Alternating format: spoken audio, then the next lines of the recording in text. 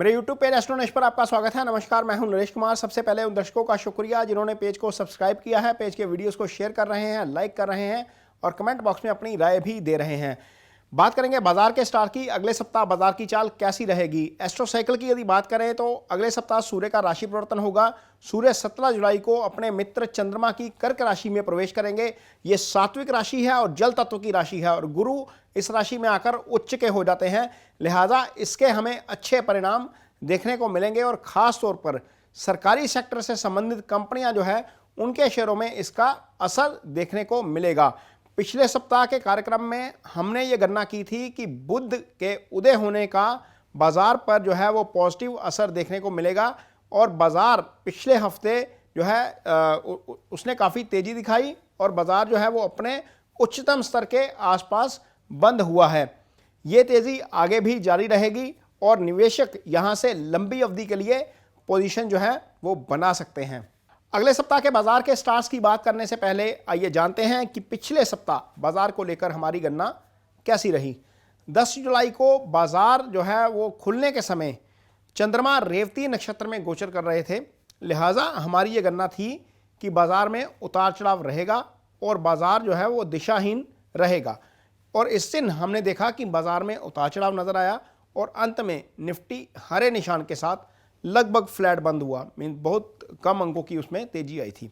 11 जुलाई को चंद्रमा केतु के अश्विनी नक्षत्र में गोचर कर रहे थे और हमने ये गणना की थी कि आईटी और फार्मा कंपनियों पर फोकस रहेगा और इस दिन हमने देखा कि निफ्टी आईटी जो है वो तेजी के साथ बंद हुआ।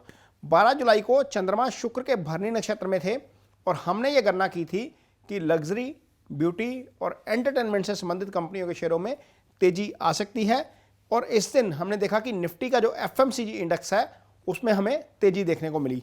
13 जुलाई को चंद्रमा सूर्य के कृतिका नक्षत्र में गोचर कर रहे थे और हमने ये गणना की थी कि आईटी सेक्टर की कंपनियों में तेजी आ सकती है और इस दिन हमने देखा कि निफ्टी आईटी में शानदार तेजी आई। 14 जुलाई को जो चंद्रमा है वो अपने ही रोहिणी नक्षत्र में गोचर कर रहे थे और हमने ये गणना की थी कि बाजार में इस दिन उतार चढ़ाव आएगा और हमने देखा कि निफ्टी ने ऑल टाइम हाई लगाया और वहां से गिरा और अपने जो उच्चतम स्तर है वहां से करीब 100 अंक लुढ़कर बंद हुआ।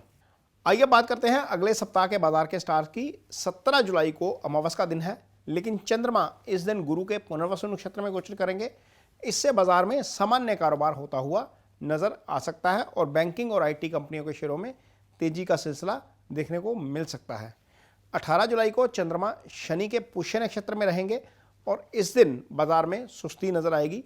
हालांकि इस दिन मेटल शेयरों में थोड़ा सा अच्छा कारोबार होने की उम्मीद है। 19 जुलाई को चंद्रमा बुध के अश्लेषा नक्षत्र में गोचर करेंगे। इससे हमें बैंकिंग के अलावा मैनेजमेंट कंपनियों और आईटी कंपनियों के शेयरों में तेजी देखने को मिल सकती है। 20 जुलाई को चंद्रमा 11 बजे तक बुध के ही अश्लेषा नक्षत्र में रहेंगे और इससे हमें बाजार में सामान्य कारोबार होता हुआ नजर आएगा, जबकि इसके बाद चंद्रमा केतु के मघा नक्षत्र में गोचर करना शुरू कर देंगे। इससे हमें बाजार में उतार चढ़ाव नजर आ सकता है और इस दौरान आईटी कंपनियों के शेयरों पर फोकस बनता हुआ नजर आ सकता है।